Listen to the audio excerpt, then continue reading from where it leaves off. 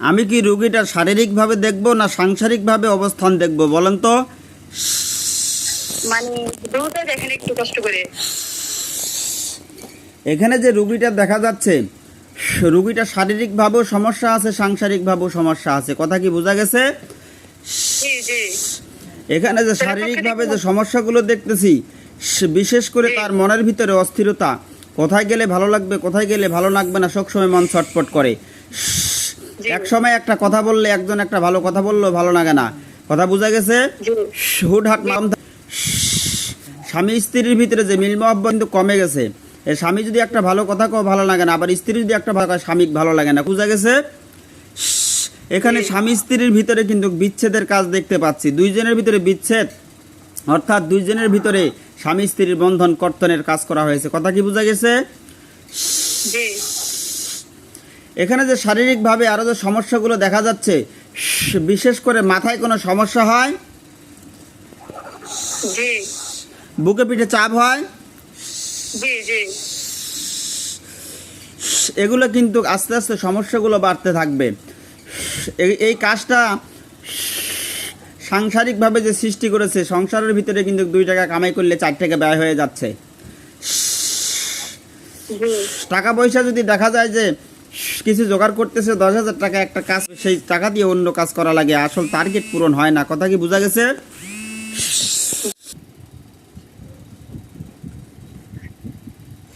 এখানে যে সমস্যাটা দেখা যাচ্ছে, এখানে যে বিষয়টা আসতেছে, এটা কাজটা আসছে ছেলের পক্ষ থেকে। ছেলের পক্ষ থেকে? জি। আচ্ছা, তো হুজুর কে করছে এটা? দেখতে হবে, একটু সময় দিবেন। জি।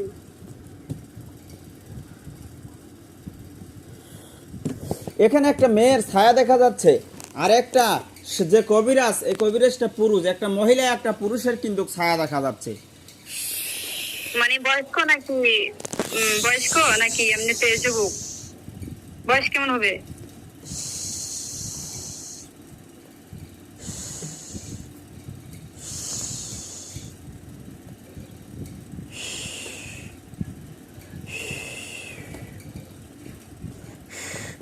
যে ছেলের ছবিটা দেখা যাচ্ছে এটা একটু বয়স্ক, আর যে মহিলার ছায়াটা দেখা যাচ্ছে এটা মধ্যম টাইপের দেখায়।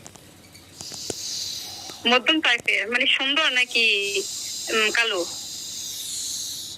এখানে ছায়া দেখতে পাচ্ছি, এখানে চেহারার যে আসল সৌন্দর্য সেটা কিন্তু আসতেছে না, সেটা একটা মহিলা দেখা যাচ্ছে। আচ্ছা হুজুর, বুঝছি, তবে বয়সটা কেমন হবে?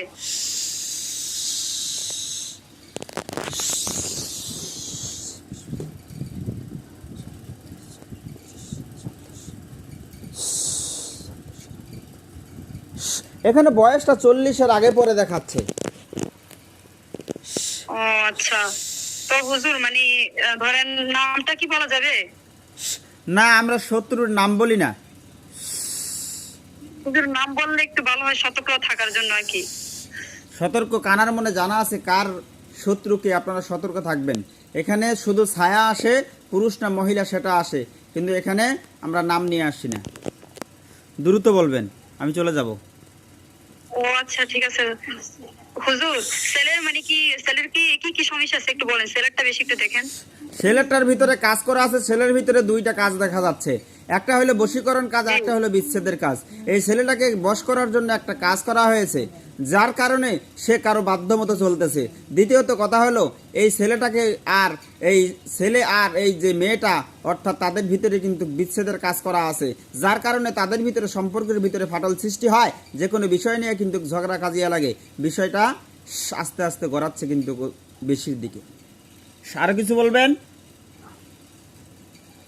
ও আচ্ছা, ঠিক আছে হুজুর। মানে হুজুর নষ্টটা একটু কেটে দেন কষ্ট করে, ছেলেটার আমার মেয়েটার